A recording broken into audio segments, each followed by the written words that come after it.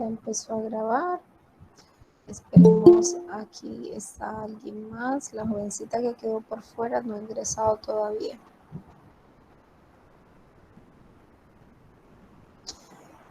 Bien, chicos, continuando entonces con la programación del curso, la unidad que vamos a trabajar el día de hoy es la unidad de genética. Es una unidad muy básica donde vamos a mirar los aspectos que determinan esos patrones de herencia que ocurren en el ser humano, pero que determinan la heredabilidad y la genética en cualquier organismo vivo. Solo que vamos a tomar como ejemplos, pues, algunos en el ser humano, otros a nivel de plantas, para que quede claro, ¿sí? Independientemente que hablemos de plantas, de animales, de bacterias, la herencia del código genético depende exactamente de los mismos factores. Y precisamente cuando hablamos de código genético, de lo que estábamos hablando es de el material genético, básicamente de estas 4 letras que están aquí: adenina, uracilo, guanina y citosina.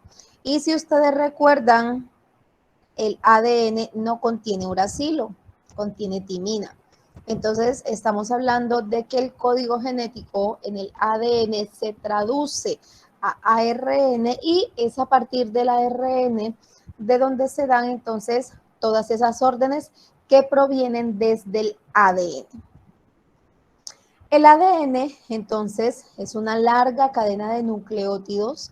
Llamamos nucleótidos a la combinación de una base nitrogenada, un azúcar y un grupo fosfato. Estos 3 elementos constituyen un nucleótido. En el ADN podemos encontrar 4 bases nitrogenadas.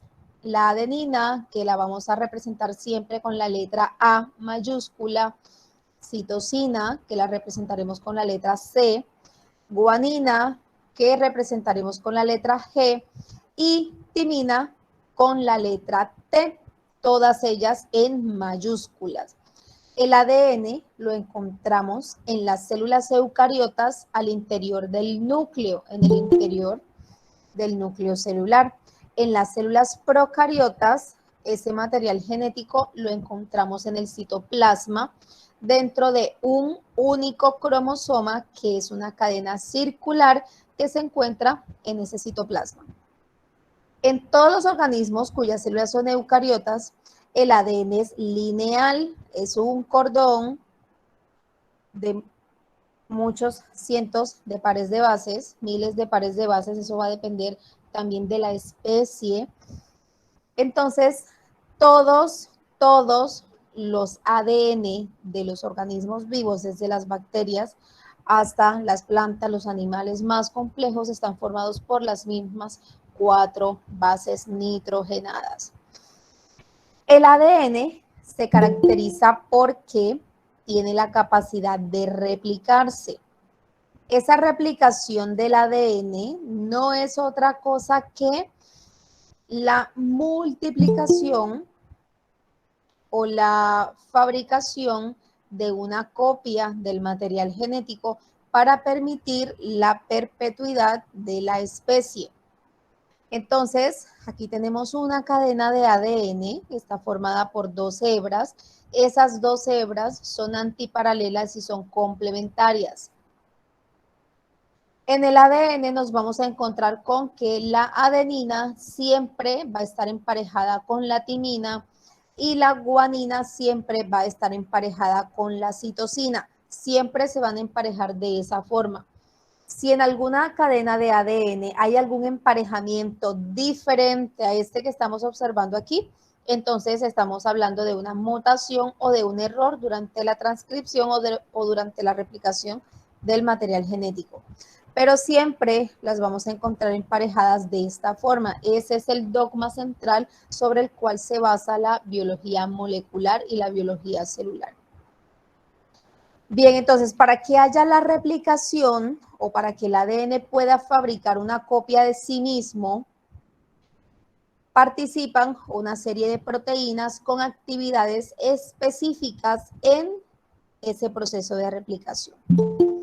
Lo primero que ocurre es la unión de un primer. Un primer es un fragmento. Un primer es un fragmento de ARN. Se le conoce como primer o cebador.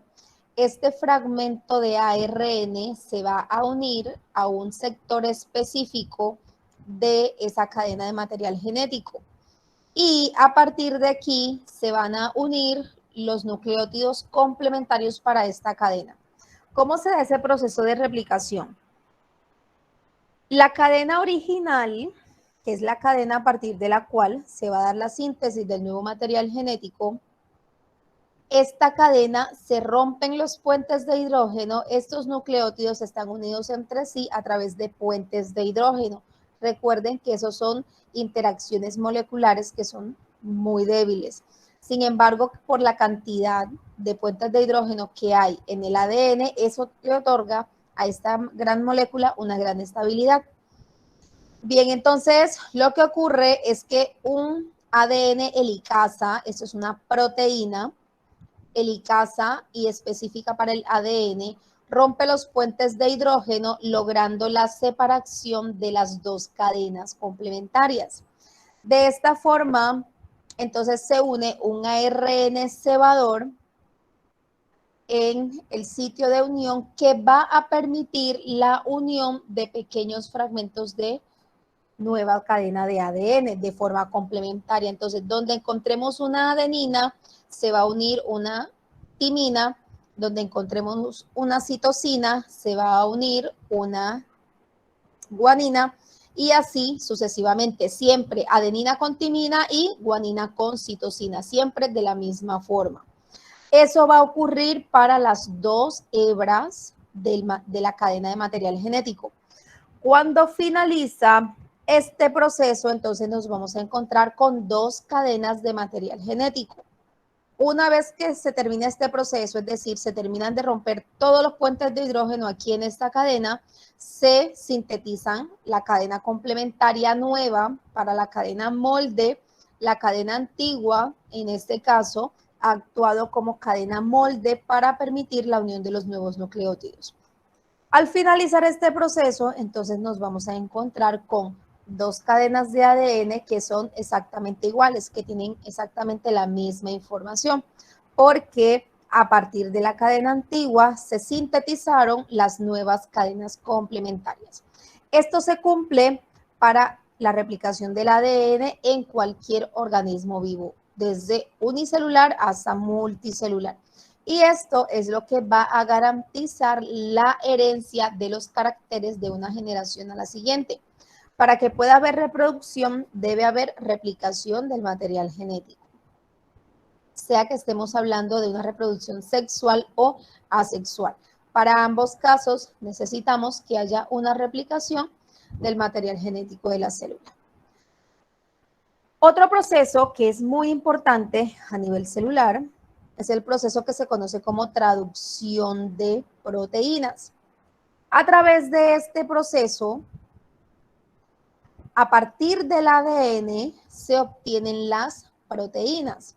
Entonces, a partir de la cadena de ADN en el núcleo, en las células eucariotas, o en el citoplasma, en las células procariotas, a partir del núcleo se crea una copia de ARN.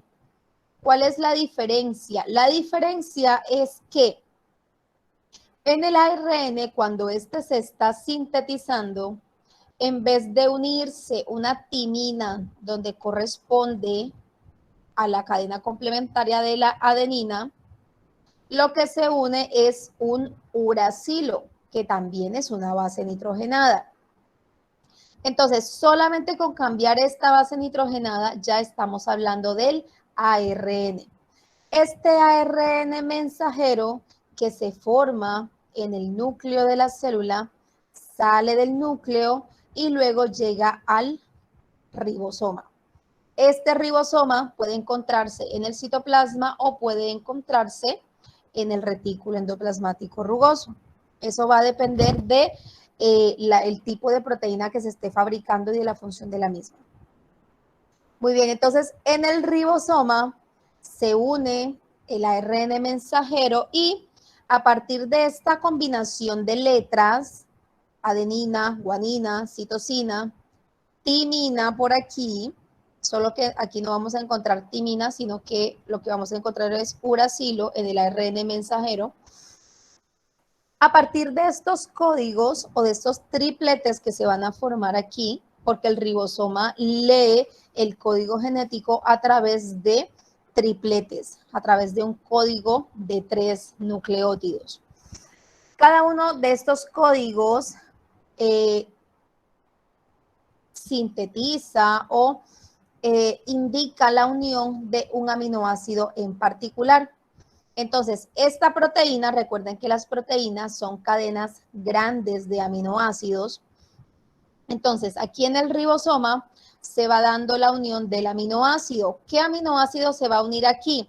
El aminoácido que corresponda según el código de las 3 letras. De esa forma, entonces, se unen todos los aminoácidos que están codificados en esa cadena de ARN y finalmente se libera la proteína para cumplir su función. En eso es en lo, o más bien, eso es lo que corresponde a la traducción del material genético. Se traduce el ADN, la información que está en el ADN, se traduce a proteína. Y finalmente son las proteínas las encargadas de ejecutar todas las funciones establecidas dentro del material genético. Ahora, ¿qué significan esas letras? Por si no quedó claro. Esas letras o ese código de 3 letras es a lo que llamamos el código genético.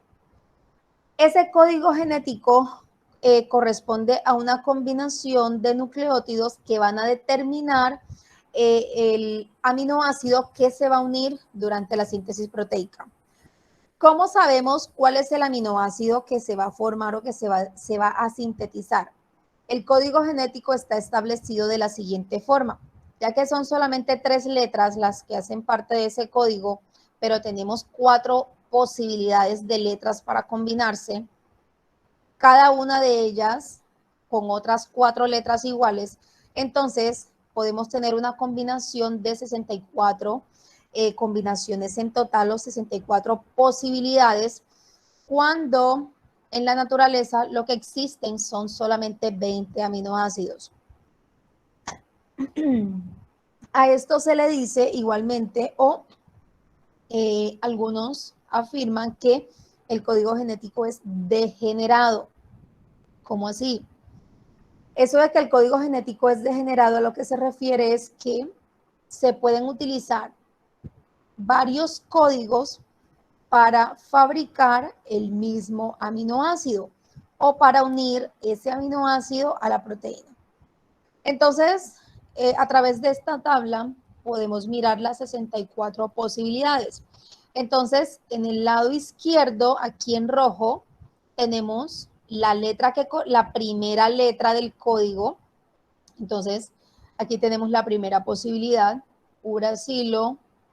Aquí en el segundo caso, si la primera letra es citosina, o si la primera letra es adenina, o si la primera letra es guanina.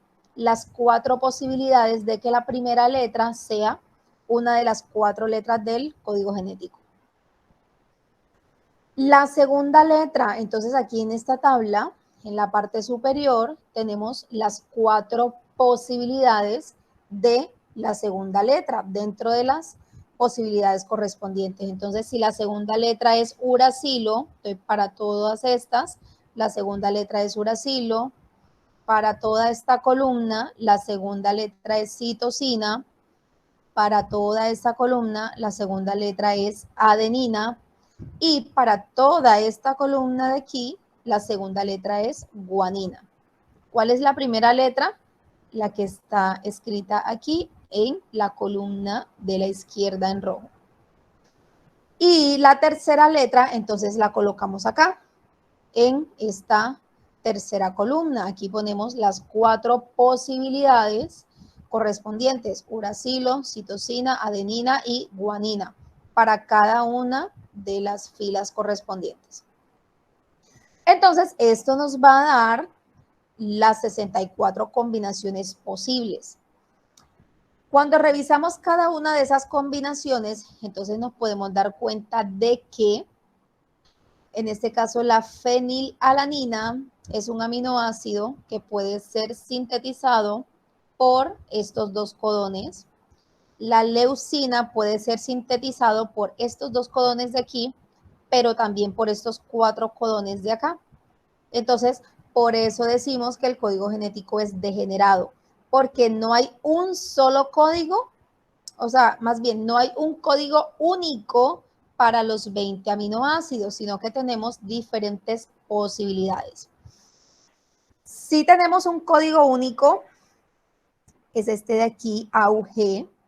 Este código único sintetiza el aminoácido metionina, pero también indica dónde se inicia la síntesis proteica. Si yo tengo una secuencia de ARN y esa secuencia de ARN, por ejemplo, empieza por estas 3 letras UCU, la síntesis de proteína no inicia, porque ese código UCU no corresponde a una orden de inicio para la fabricación de la proteína. ¿Qué pasa si el codón inicial que está en mi cadena de ARN es AUU? Varía la tercera letra. Solo por esa variable tampoco inicia la fabricación de la proteína. Solamente este código AUG es quien determina el inicio de la síntesis proteica. Ningún otro codón tiene esa facultad. Entonces, este es un codón único dentro del código genético, precisamente porque indica el inicio del proceso de la replicación. También tenemos codones de parada o codones de detención. En este caso tenemos 3, UAA, UAG y UGA. Estos 3 codones, si me los encuentro en la secuencia de ARN que está fabricando a una proteína, este codón me va a indicar que finaliza el proceso y el ribosoma detiene la fabricación de la proteína. Dime, Dayana. Profe, quería preguntarle acerca del ATP, como veo que está hablando de la AUG. Entonces, ATP. El ATP es la molécula energética de la célula. El ATP es una molécula, es una adenina, es un nucleócido que tiene una base nitrogenada llamada adenina y que tiene 3, por eso ATP, A3, adenina 3 fosfatos. Tiene 3 grupos fosfatos en su estructura y esos grupos fosfatos generan enlaces de alta energía. Cuando esos enlaces se rompen, se libera energía. Y cuando esos enlaces se forman, es decir, a partir de un ADD2, ADP, adenina 2 fosfatos, a partir de un ADP se genera un ATP, adenina 3 fosfatos. Entonces, cuando se forma el ATP, se almacena energía, se guarda energía en el enlace químico. Pero cuando el ATP se convierte en ADP, se pierde un fosfato, entonces la célula en ese momento está liberando energía en ese proceso químico. Por eso decimos, por eso la molécula energética de la célula o la molécula que almacena mayor cantidad de energía a nivel celular es ATP. Pero ojo, no quiere decir que sea la única. Siendo la adenina un nucleótido, eso quiere decir que los otros nucleótidos también pueden generar moléculas de alta energía. Es decir, también tenemos UTP, ¿sí? Uracilo 3 fosfatos. GTP, guanina 3 fosfatos. Pero son mucho más raros y el ATP es mucho más eficiente. Entonces, por eso ese es el que la célula utiliza en vez de los otros. Bien, entonces estamos hablando de... Ok, profe, gracias. Estamos hablando del código genético. Entonces, el código genético, cuando hablamos del código genético, entonces de lo que estamos hablando es de esto. Un código que tiene 3 letras, donde hay 64 posibilidades de códigos para permitir la fabricación de las proteínas. Las proteínas se fabrican en función de esta combinación de letras. Eso quiere decir, vamos a escribir algo aquí, una cosa loca. Eso quiere decir que una cadena de, ¿dónde está? Aquí.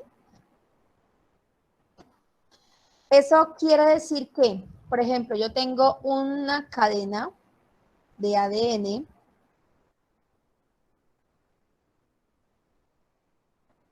cuya secuencia es la siguiente.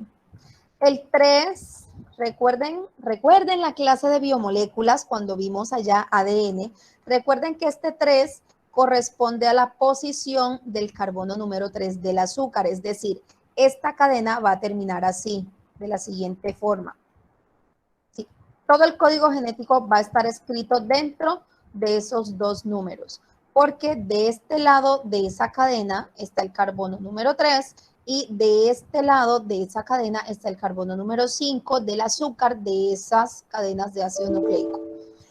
Bien, entonces, escribamos un código, por ejemplo, ATT, CCGAT, CGAT, ay, perdón.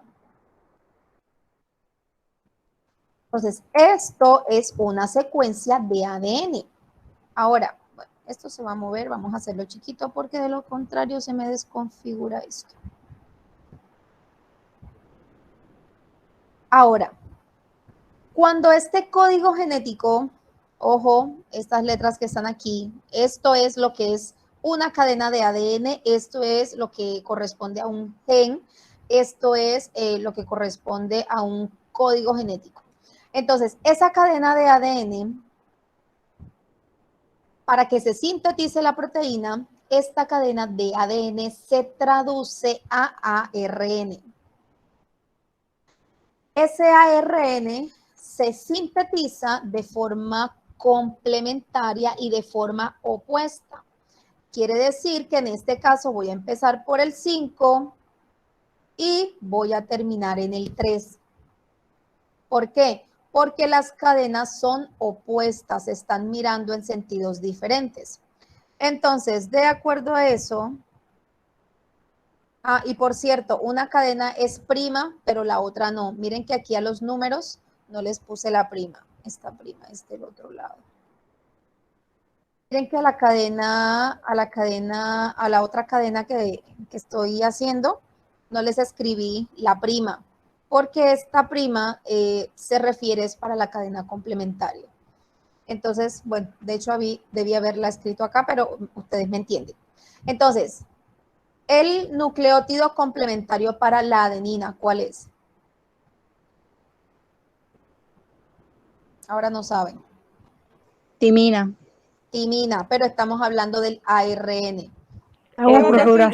Uracilo, profe. Exactamente. Entonces empezamos con uracilo porque en el ARN no tenemos timina. En el ARN el complementario de la adenina es el uracilo. Muy bien, entonces continuamos. Complementario de timina en este caso. Los demás permanecen igual.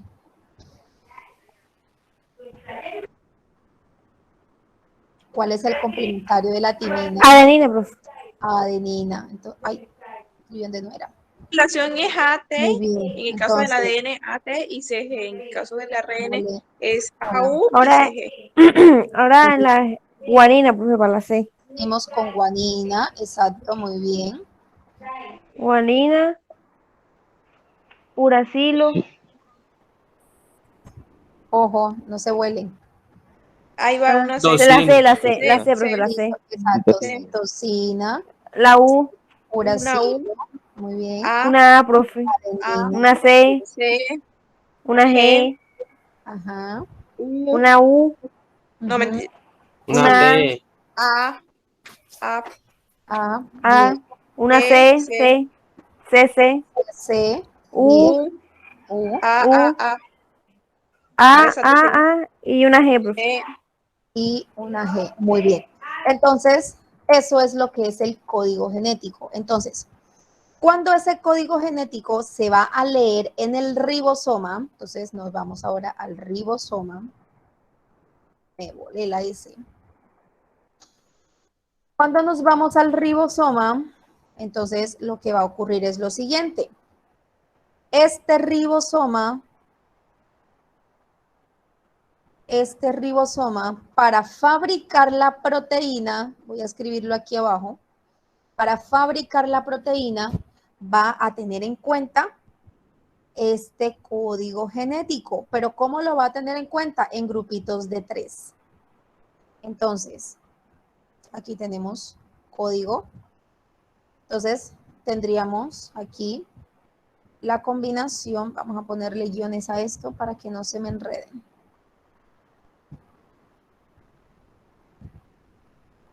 Profe, quiere decir que le va a colocar nombre a la pareja de tres. Sí, pero no con todo, solo para ilustrar el ejemplo. Entonces la primera, que es UAA, Ajá, sería leucina. Pues. UAA. Entonces buscamos primera letra U, segunda letra A y tercera letra A aquí. Sí, viene UAA. siendo. Entonces se supone que este es un codón de detención, ¿cierto? Entonces nuestra cadena no iniciaría nunca jamás. ¿Por qué no? Porque el código de inicio es AUG. Este de aquí, AUG. Entonces, para darle inicio a mi proceso de fabricación de la proteína, el código genético, el código genético ya él está establecido y ya él siempre que va a generar una proteína, siempre el primer triplete que va a estar aquí presente va a ser este de aquí. Y el aminoácido que se va a formar allí es la metionina. Entonces vamos a escribir aquí la abreviación que es MET. Aminoácido, Profe, entonces, dime. profe, una pregunta. En ese caso no se puede comenzar del otro lado, profe. Si cuando estaba comenzando enseguida era un stop. No, corazón, no. No. Cuando, voltear la cadena porque inicias con un codón de parada, no.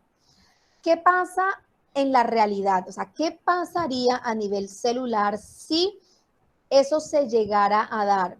Cuando eso ocurre, eso quiere decir que hay algún tipo de mutación o de alteración en el código genético. ¿Por qué? Porque si vas a empezar con un codón de parada, entonces no se va a dar la síntesis de proteínas.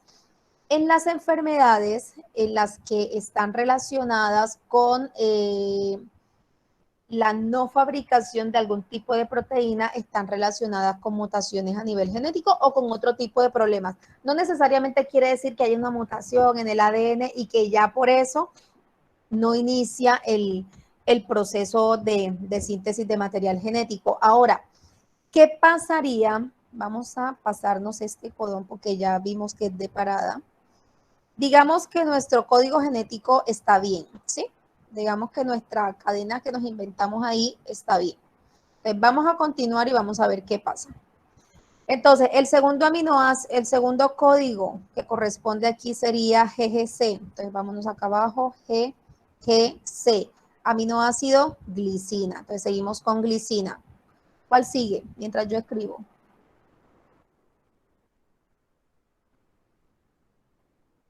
UAC.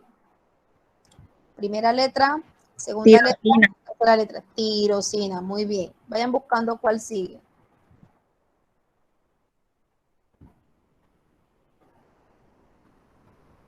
Codón stop, profe. Tiene codón stop, profe. Exacto, entonces viene el codón de parada. Entonces, ¿qué quiere decir esto? Este codón aquí, hipotéticamente de que esto realmente corresponda a un código, a una proteína real, entonces, ¿qué significa que ese codón esté aquí? Puede significar que mi proteína está formada por esos 3 aminoácidos, lo cual es mentira porque recuerden que las proteínas están formadas por 50 aminoácidos en adelante. La proteína más pequeña descrita es la insulina y está formada por 51 aminoácidos. Entonces, ¿qué quiere decir este código, este stop aquí atravesado en la mitad de la síntesis de mi proteína? Quiere decir que hay una mutación en el material, en el código genético. Esa mutación se traslada del ADN al ARN, precisamente porque cuando se da esta transcripción, lo que se crea es el código copia a partir del ADN. Entonces, la presencia de este codón aquí de parada, lo que quiere decir es que hay una mutación en el material genético y que esta proteína es defectuosa porque está incompleta. Entonces, es una proteína que no va a cumplir la función que le corresponde. Entonces, el código genético es precisamente eso, una combinación de letras que permite la fabricación de las proteínas. Y este principio se cumple para todos los organismos vivos, desde los procariotas hasta los eucariotas más complejos. Ahora, ¿qué pasa con estas alteraciones en el material genético? Estas alteraciones son transmitidas a través de los mecanismos de herencia a la siguiente generación.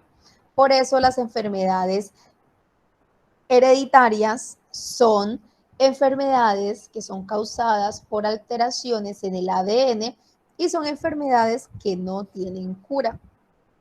Algunas de ellas tienen tratamientos paliativos o tratamientos de control, pero no tienen cura.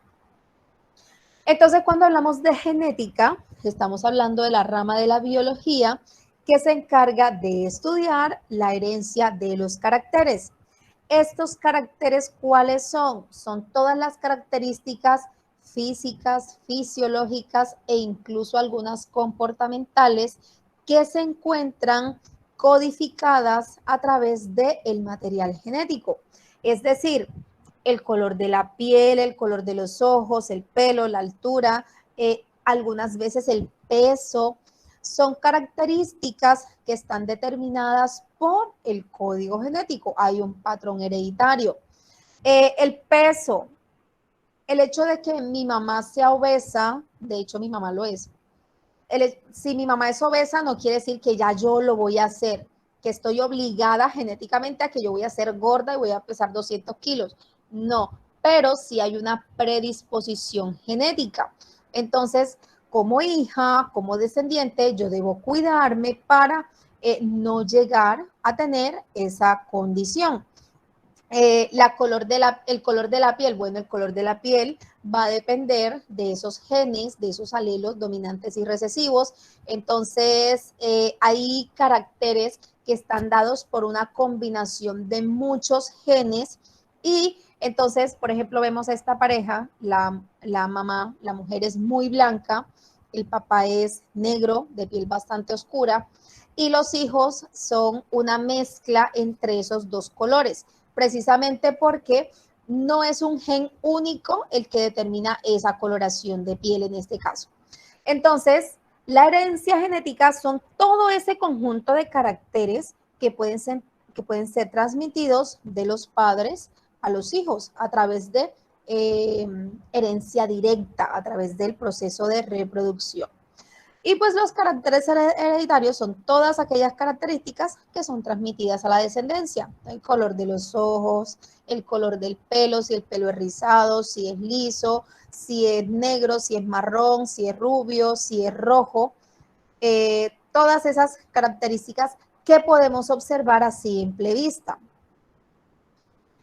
¿Cómo se da esa transmisión de los caracteres? Bueno, empecemos por conocer algunos términos que debemos tener muy claros para poder entender toda esa historia de la genética. Entonces, el material genético, recuerde, está almacenado en el ADN.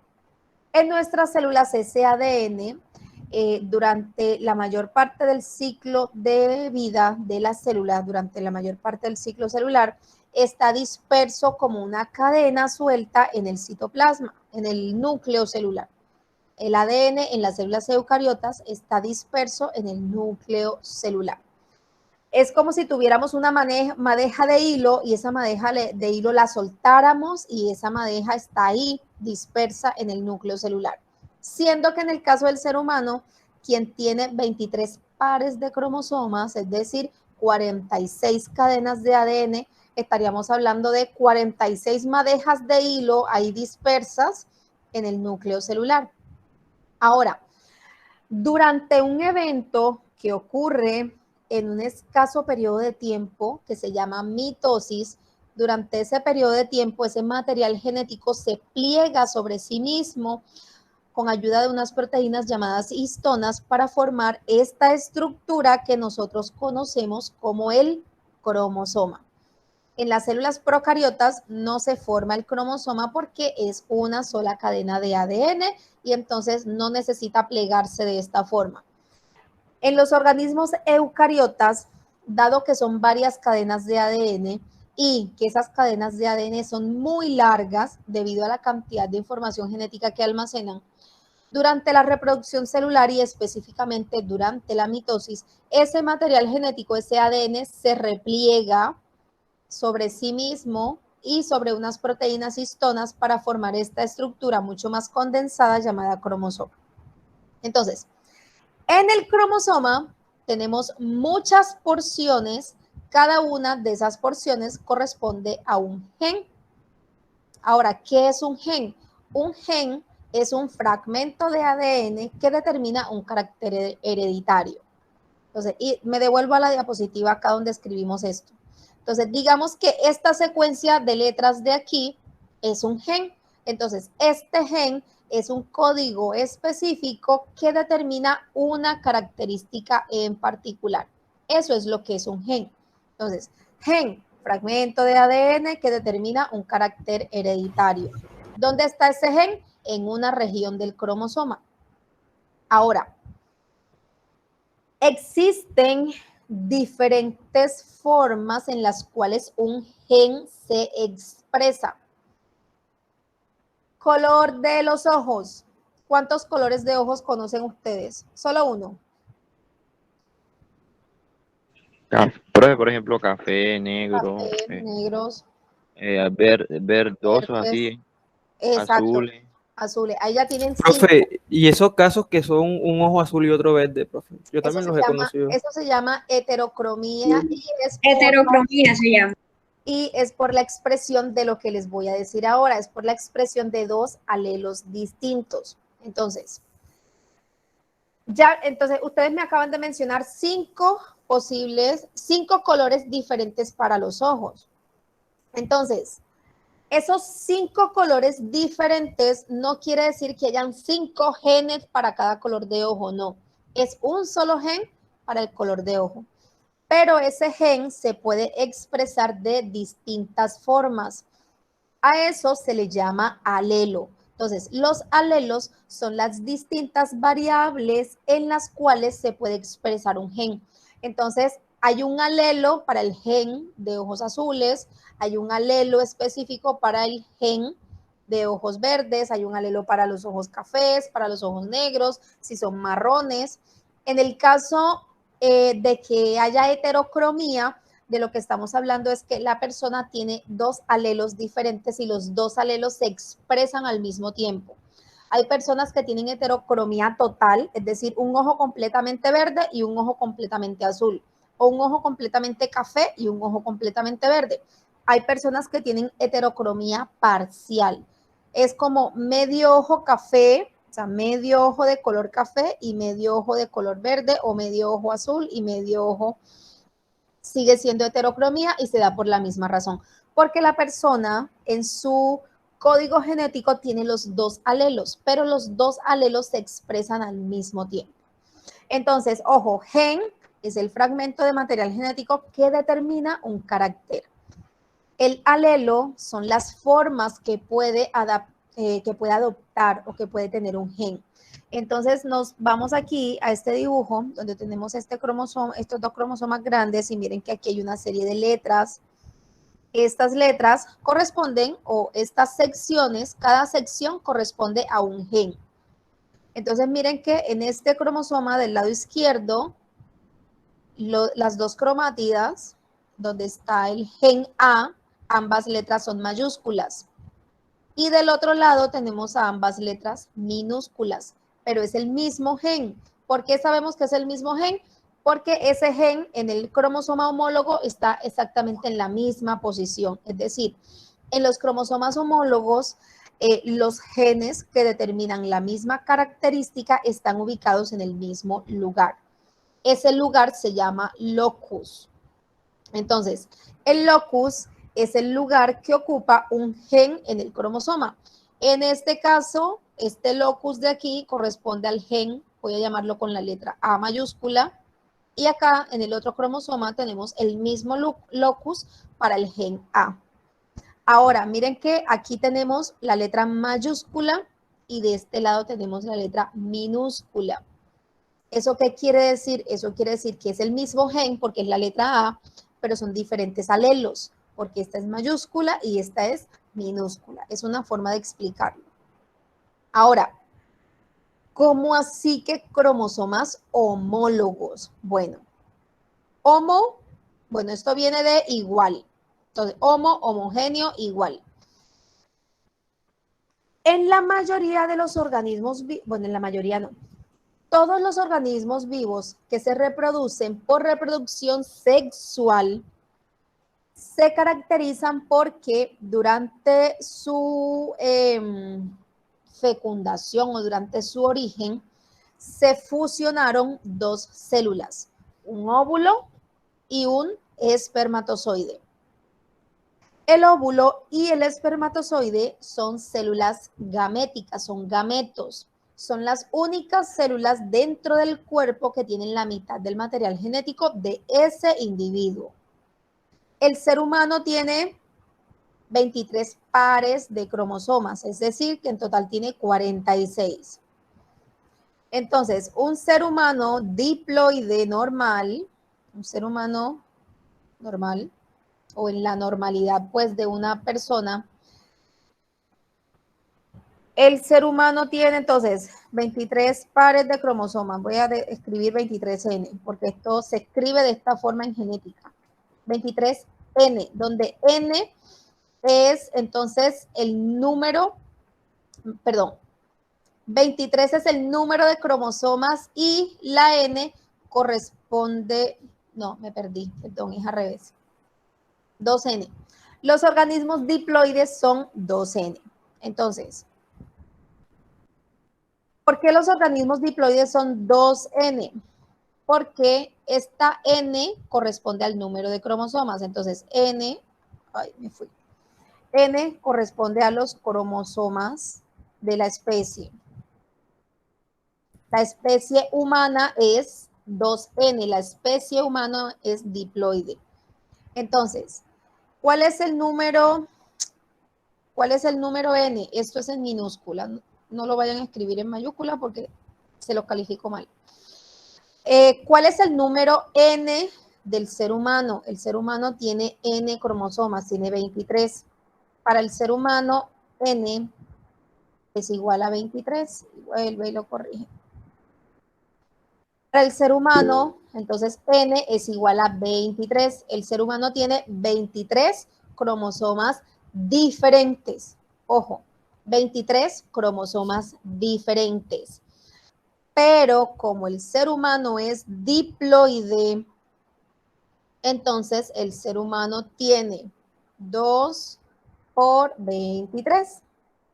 Y eso da igual a 46. Entonces, el ser humano tiene 23 pares porque es diploide.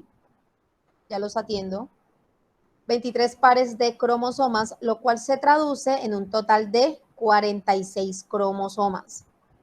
Bueno, pregunten antes de perder la idea. Bueno, profe, yo tengo una preguntita, profe. Dime.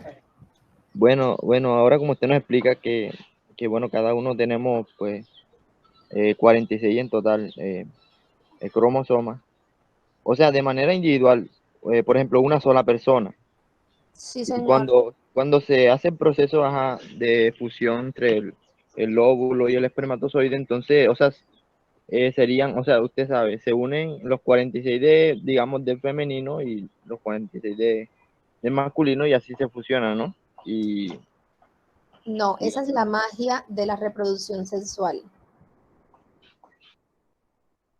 Esa es la magia de la reproducción sexual. Ya te explico para que no te quedes con esa idea.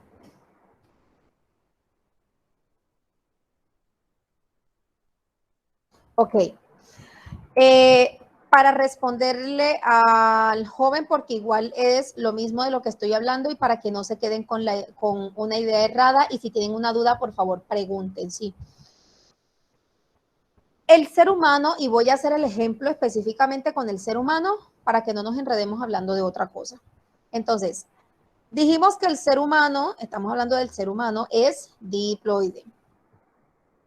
Eso quiere decir que todas las células del cuerpo, todas las células somáticas, cuando hablamos de células somáticas, estamos hablando de las células del cuerpo, de las células que forman órganos, excepto los gametos, ojo. Entonces, todas las células somáticas, con excepción de los gametos, son diploides.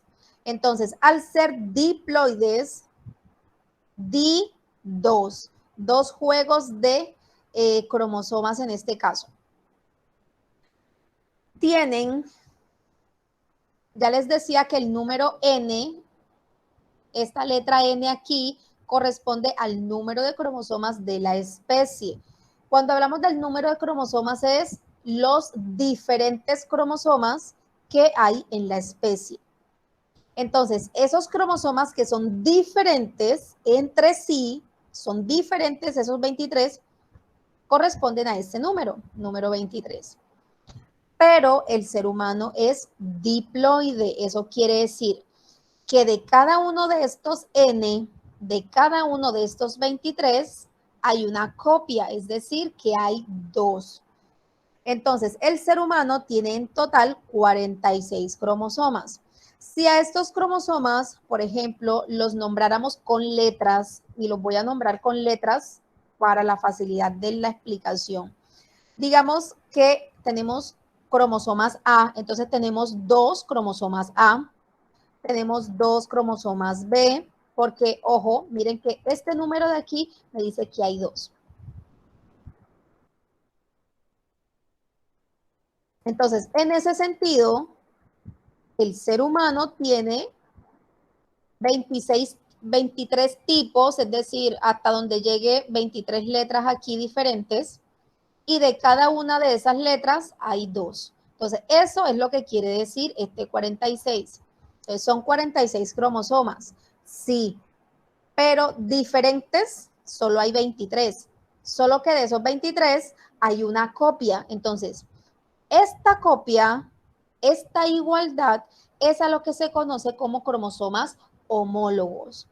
Ahora, les dije que solo las células somáticas son diploides.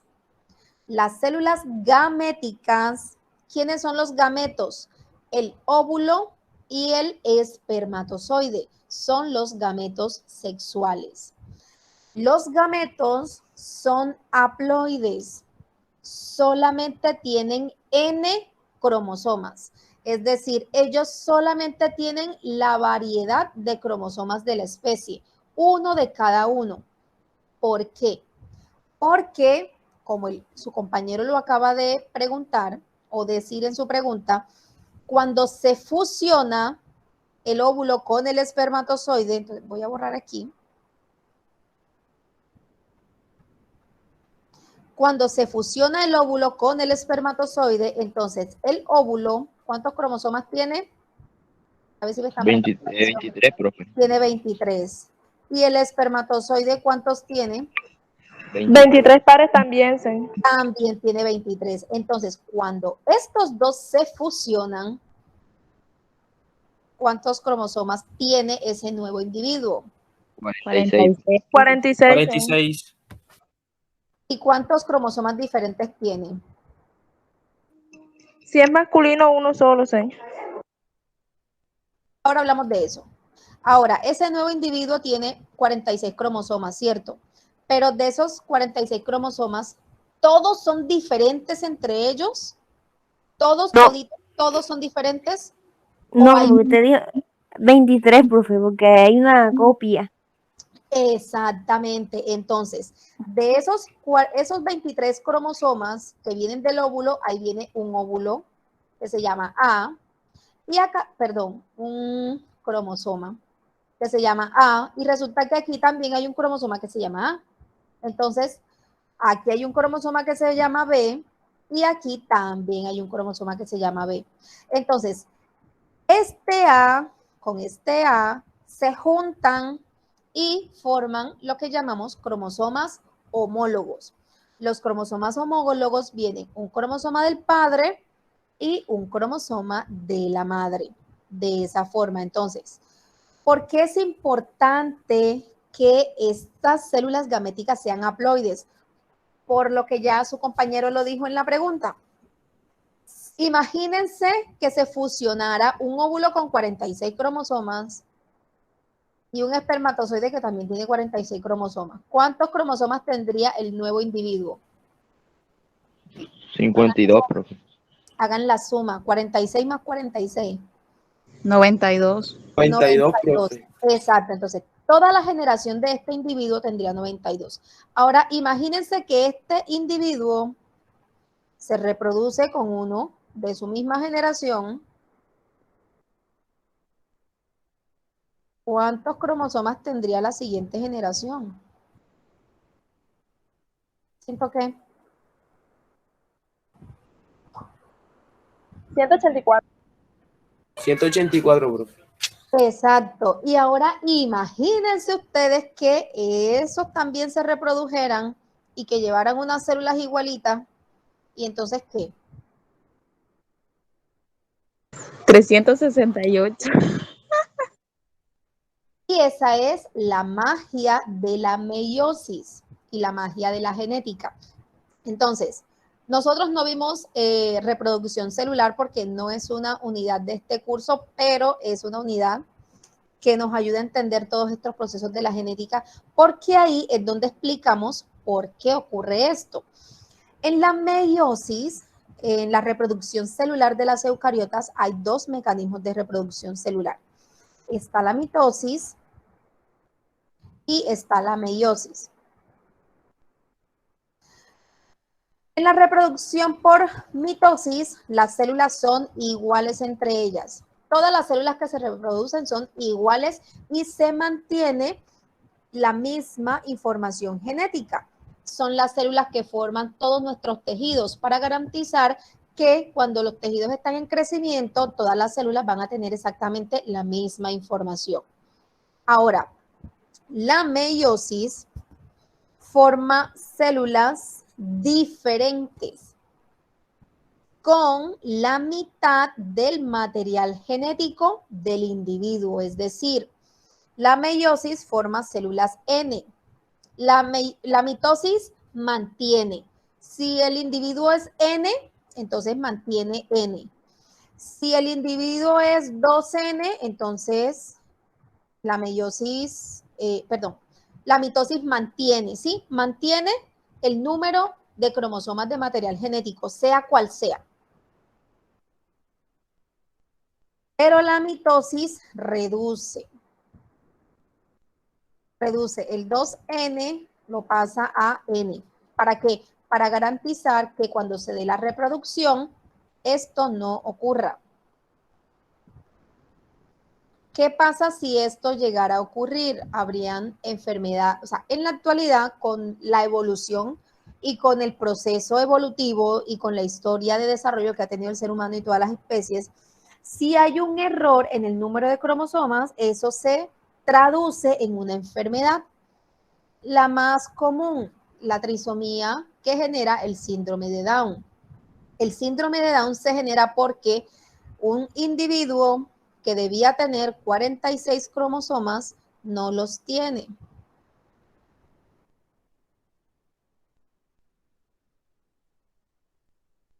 Tiene 47.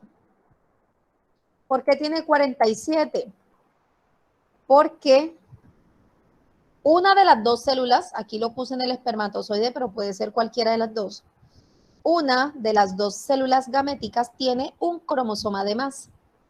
Al tener un cromosoma de más, ese cromosoma extra genera un error y eso se traduce en una enfermedad, ¿sí? Entonces, la meiosis lo que hace es controlar, mantener este número exactamente a la mitad del individuo diploide. Bien, nos salimos un poquito, pero bueno, vale para explicar, para que entiendan. Entonces, cuando hablamos de cromosomas homólogos, de lo que estamos hablando son de los cromosomas que son iguales, que tienen la misma información genética, pero un cromosoma viene del padre y el otro cromosoma viene de la madre. Bien, yo creo que... Listo, entonces, ya saben, gen es un fragmento de material genético que codifica para una característica o para un carácter hereditario. El alelo, entonces, son las distintas formas que puede adoptar un gen. Locus se refiere al lugar que ocupa ese gen dentro del cromosoma, un lugar específico. Y ese locus es el mismo en los cromosomas homólogos. Y pues los cromosomas homólogos son aquellos cromosomas que tienen los mismos genes y que son provenientes del padre y de la madre. Ahora pueden tener diferentes alelos, como vemos aquí. Estos tienen la letra mayúscula, estos de acá tienen la letra minúscula. Bien, entonces el ser humano, yo creo que ya les hablé de esto, tiene pues un juego de 23 pares de cromosomas. Los nombramos con números, entonces cromosoma 1, 2, 3, 4, hasta llegar al 23. Los 22 primeros, los 22, es decir, desde el número 1 hasta el número 22, son llamados autosomas.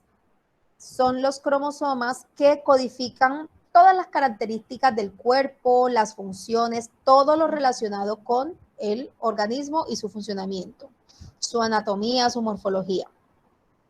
El par 23 puede ser diferente porque el par 23 es el que determina el sexo. Entonces, si en ese cariotipo, a esto se llama cariotipo, a este conjunto, el conjunto de cromosomas de una especie se llama cariotipo. Esto que está aquí es el cariotipo del ser humano. Entonces, si el par 23 de ese cariotipo está representado por las letras X y Y, estamos hablando del sexo masculino. Si por el contrario tenemos dos letras iguales, que serían XX, estaríamos hablando del sexo femenino. YY no lo hay, solamente existe XX, que corresponde al sexo femenino, y XY, que corresponde al sexo masculino. Entonces, este par 23 es el que va a determinar los caracteres sexuales. Durante el desarrollo embrionario, el cromosoma X es el que se expresa durante la mayor parte del desarrollo embrionario del organismo. Y pues si es mujer, si es XX, se va a seguir de esa forma durante todo su ciclo. El X complementario se va a expresar cuando se vayan a desarrollar las características sexuales secundarias. Ya respondo, ya los atiendo. Ahora, si estamos hablando de un organismo XY, durante su desarrollo embrionario, durante la mayor parte del tiempo, se va a expresar el cromosoma X. Pero finalizando por allí, finalizando no, a mitad del desarrollo, por ahí a las 12 semanas o tal vez un poquito antes de gestación, se empieza a expresar el cromosoma X, no el gen, el cromosoma X, para determinar las características sexuales secundarias. Entonces, se favorece el desarrollo de los testículos y los órganos correspondientes que van a llevar entonces al desarrollo de el sexo masculino. Sí, pregunten.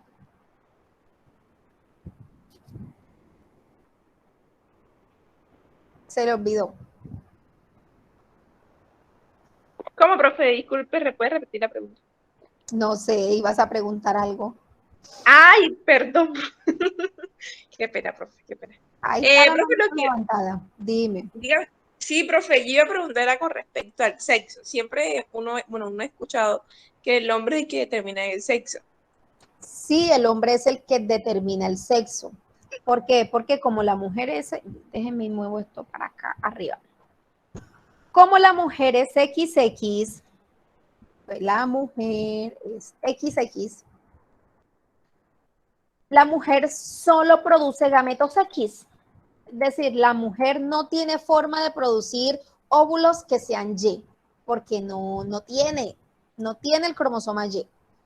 En cambio, el hombre, como el hombre es XY, el hombre puede producir gametos X y gametos Y.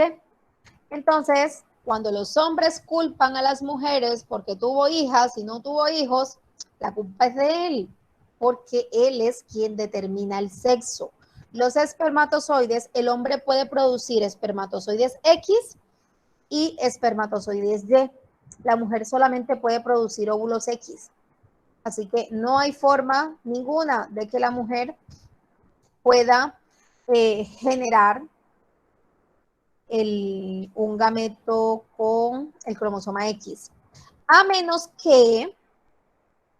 que, porque siempre los hay, esta mujer sea una de esos errores durante la meiosis y tenga un cromosoma de más y ese cromosoma de más sea Y. Pero eso no es una mujer tampoco, eso vendría siendo un hombre, porque realmente eso sería un hombre. Así que realmente no hay forma de que una mujer produzca gametos Y. Por eso la mujer no tiene nada que ver con el sexo. Pregunten.